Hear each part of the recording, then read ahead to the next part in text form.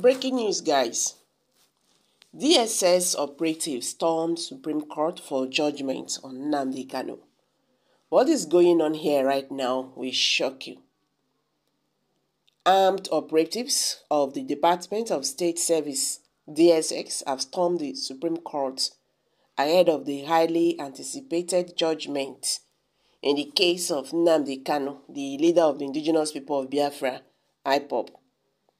Politics Nigeria gathered that roads leading to the court and the nearby villa gate were sealed off by DSS personnel, leaving only those deemed essential to the proceedings able to pass.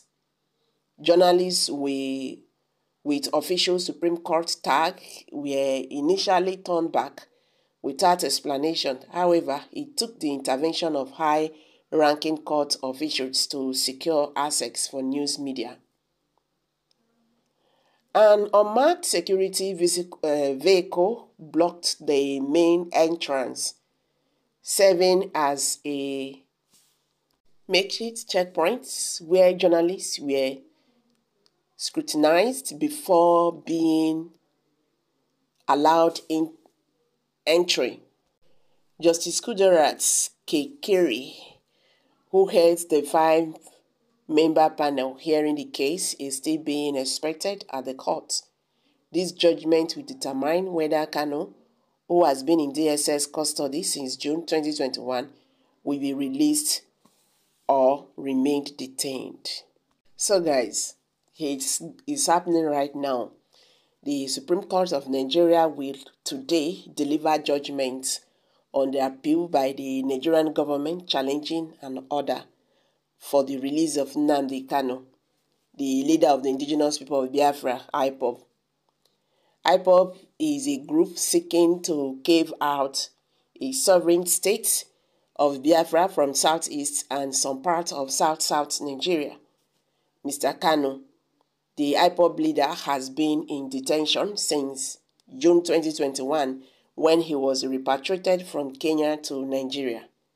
He was first arrested in 2015 under the administration of the former Nigerian President Muhammadu Buhari.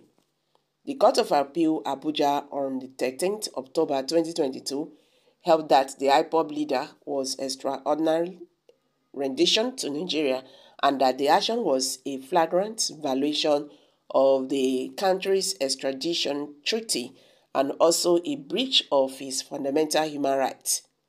The court therefore struck out the terrorism charges filed against Nnamdi Kanu by the Nigerian government and ordered his release from the DSS facility. But the Nigerian government refused to release the IPOB leader, insisting that Kanu could be unavailable in subsequent court proceedings if released and that his release would cause insecurity in the southeast where he comes from. The government, through the Office of the Attorney General of the Federation, later appealed the court's ruling and subsequently obtained an order staying the execution of the court's judgment at the Supreme Court. The court in October slated 15th December for the judgment on the appeal, which is today. During the hearing of the appeal in October, a 5-member panel of the court headed by Kudirat Kekere adjourned the suit for judgment after taking argument from lawyers to the parties. Meanwhile, Mr. Kanu had on 3rd November 2022, through one of his lawyers, Mr. Mike Uzekome, filed a suit at the Supreme Court challenging his continued detention due to the stay of execution order. Ms. Kekere Ekun, during the hearing, said the decision that would be reached in the federal government appeal would address issues raised by Mr. Kanu's suit challenging his continued detention.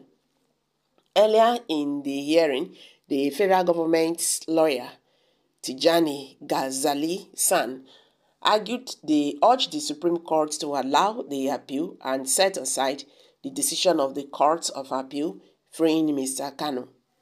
Mr. Gazeli, who is the acting director of civil appeals at the Federal Ministry of Justice in Abuja, prayed the court to affirm the judgment of the Federal High Court in Abuja, which sustained terrorism charges against the IPOB leader. But Mr. Uzekome, a lawyer, professor, and son, prayed the appeals court to dismiss the appeal with punity, cause, and respectfully uphold the cross appeal to do substantial justice to this case. He told the court that Mr. Kanu had been languishing in detention since 29 June 2021. He was brought back to Nigeria. The Supreme Court is expected to take a decision on whether or not the federal government's appeal against Mr. Kanu's release should stand. The court will also decide on whether or not the IPOB leader's cross-appeal challenging his continued detention will be allowed.